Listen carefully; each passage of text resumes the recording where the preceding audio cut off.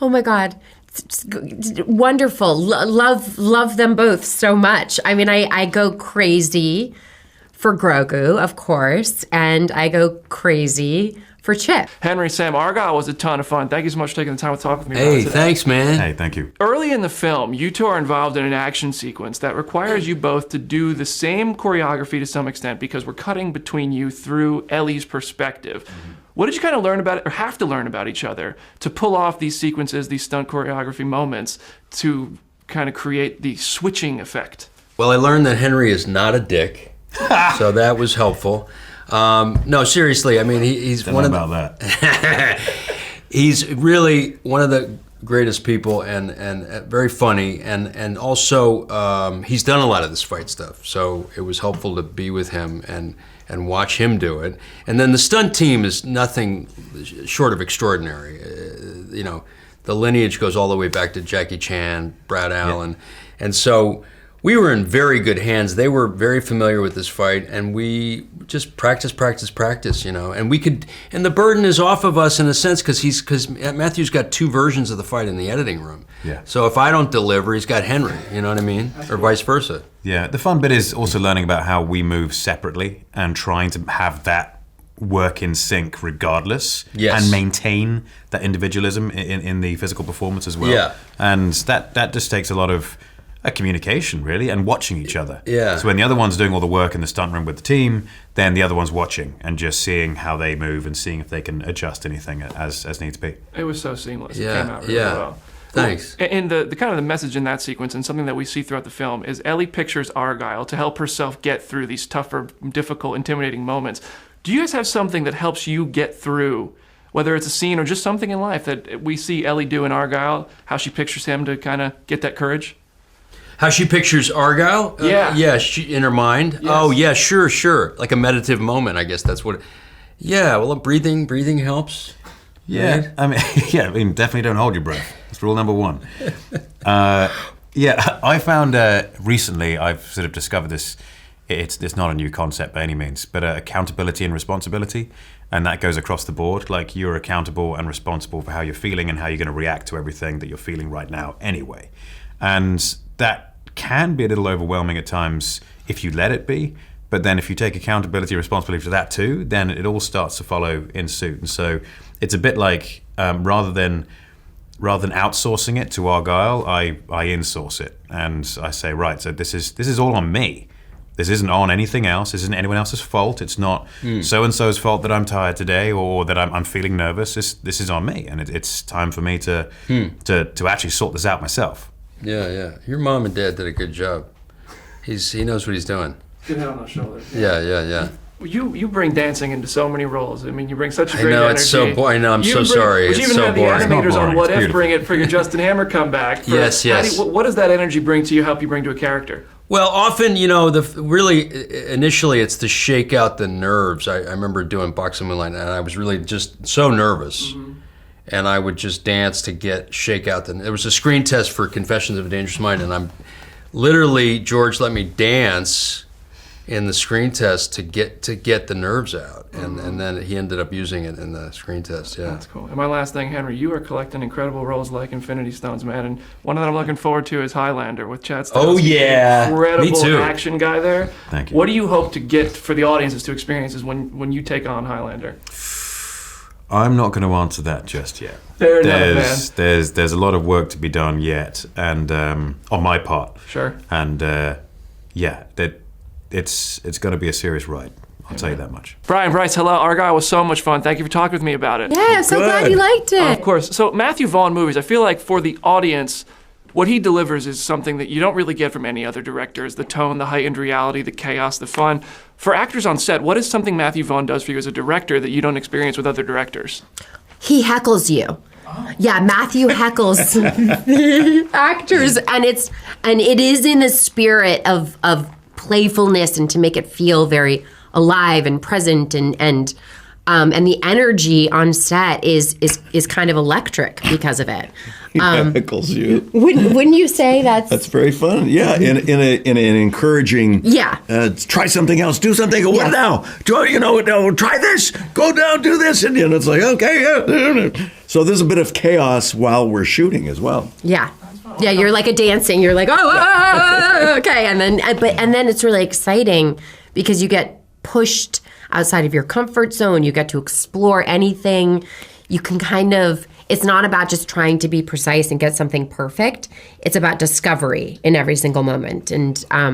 And he really facilitates that with his heckles. That's got to be fun as a performer. That's cool. And speaking of the performers, Bryan, your resume, you have comedy and Malcolm in the Middle, and as serious as it gets with Breaking Bad. And then Argylle, I feel like no matter the tone of what you're going for, you have to play it straight either way. And Argylle kind of captures both of those in a sense. So I'd love to hear about balancing that spectrum for a role like this with Ritter and Argylle. I think one of the first things you learn as an actor is to try not to be objective about your character, because that means you're outside of him or her looking at yourself and not actually occupying. So I try not to do that and rather to be subjective to it and say, well, what is he really after? What does he want?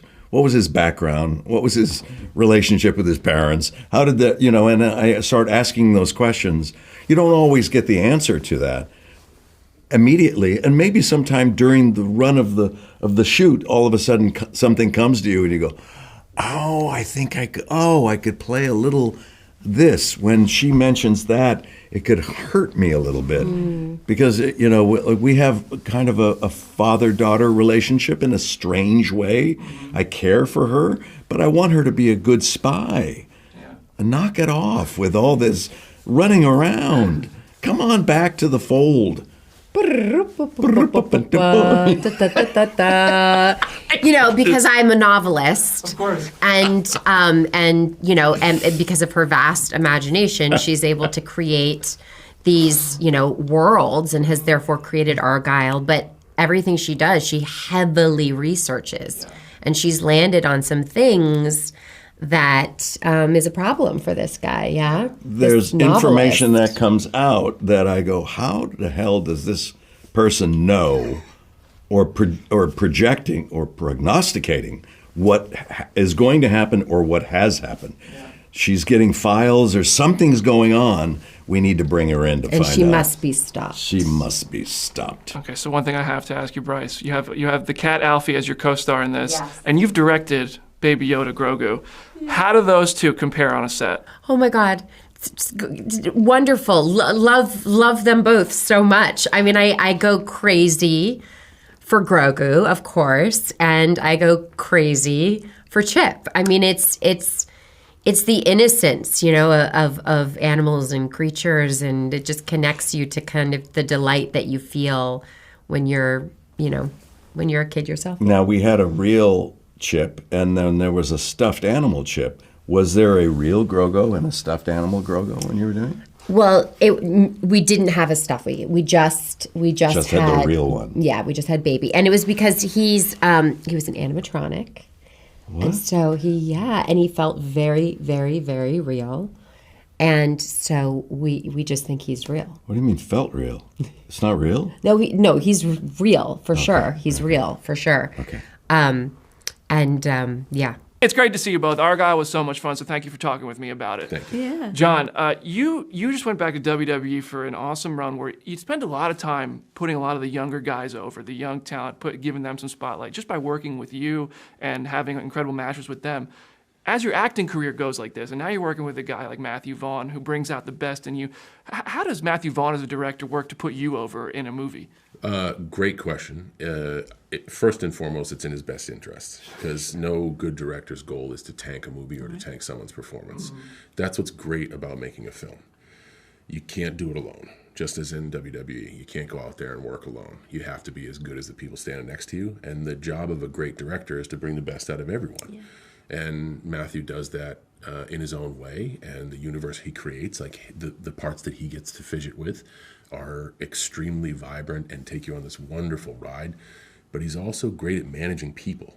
And that's also a trait of a great director, or what I believe is a trait of a great director. And he manages to get the best out of people. And a lot of that has to do with creating an environment you're comfortable in and you're willing to be vulnerable in. So hats off to him for that being one of his many skills. That's awesome. Yeah, it does seem like he just gets the best of everybody in every movie he makes. That's awesome. And your scenes are largely with John Cena and Henry Cavill. I mean, that's Peacemaker and Superman, which is really cool. So I got to hear, did they ever banter? Were you ever a part of hearing them talk about? Oh, I have witnessed many things. But, like my character Kira, I keep a lid on things. Your secrets are safe. Well, that was actually my next question for you, because your role in this movie, this is a movie shrouded with mystery. From the trailer, which looks so much fun, there's so much mystery to it. And your role comes with a lot of mystery. So when you're talking about this movie with friends and family, people who aren't on set, how do you kind of preserve those secrets and still kind of be excited? Oh, I preserve the secrets by saying nothing. I give you nothing. But what I do tell people is, like, if you've seen the trailer, doesn't it look exciting? Doesn't it look entertaining? Look at this crazy ass amazing cast. Like, and if you think like that's the movie, then you've got nothing coming, because there's more movie. So I talk about that with them, and I'm just like, you gotta go see it. It's an event. It's a thing.